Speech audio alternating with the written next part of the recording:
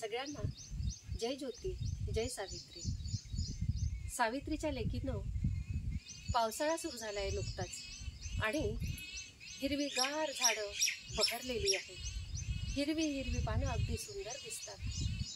येता पावसाच्या सरी हिरवीगार झाडी बहरली आणि पावसाने ओले चिंब होऊन ती स्वतःच्या जागी विसावली. आणि म्हणूनच बळीराजा हा अतिशय आनंदित झाला.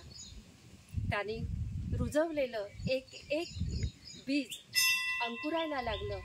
बघा ही शेतं, या शेतांमध्ये बळीराजाचं भविष्य जणू आपल्याला दिसत आहे.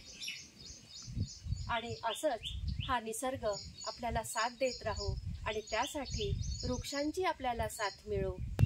निसर्गाने जर बळीराजाला साथ दिली तर नक्कीच देशाचं भविष्य अतिशय उज्ज्वल होईल.